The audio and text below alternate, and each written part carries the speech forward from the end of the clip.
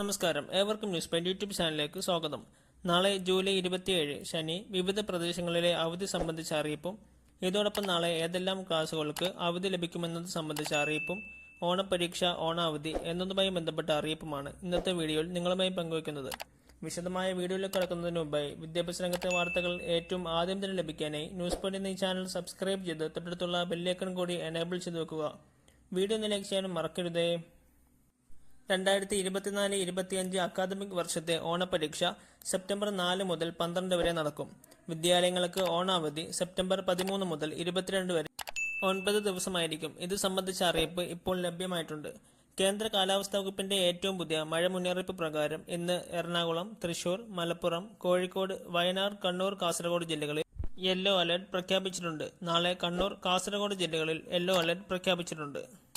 അടുത്ത 3 മണിക്കൂർ ഇടുക്കി, തൃശൂർ ജില്ലകളിൽ ഒറ്റപ്പെട്ട ഇടങ്ങളിൽ മിതമായ മഴയ്ക്കും മണിക്കൂറിൽ 50 കിലോമീറ്റർ വരെ വേഗതയിൽ വീശിയടിച്ചേക്കാവുന്ന ശക്തമായ കാറ്റിനും മറ്റ് ജില്ലകളിൽ ഒറ്റപ്പെട്ട ഇടങ്ങളിൽ നേരിയ മഴയ്ക്കും മണിക്കൂറിൽ 40 കിലോമീറ്റർ വരെ വേഗതയിൽ വീശിയടിച്ചേക്കാവുന്ന ശക്തമായ കാറ്റിനും സാധ്യതയുണ്ടെന്ന് കേന്ദ്ര കാലാവസ്ഥാ വകുപ്പ് അറിയിച്ചിട്ടുണ്ട്. എന്നാൽ ഒരു ജില്ലയിലും നാളെ അവധി പ്രഖ്യാപിച്ചിട്ടില്ല. നാളെ +1, +2 വിദ്യാർത്ഥികൾക്ക് അവധിയാണ്. 1-ാം ക്ലാസ് മുതൽ 10-ാം ക്ലാസ് വരെയുള്ള വിദ്യാർത്ഥികൾക്ക് നാളെ ശനി പ്രവൃത്തി ദിവസമാണ്.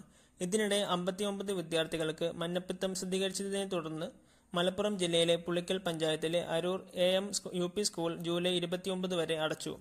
ആരോഗ്യ വകുപ്പിന്റെയും വിദ്യാഭ്യാസ വകുപ്പിന്റെയും നിർദ്ദേശത്തെ തുടർന്നാണ് സ്കൂൾ അടച്ചത്.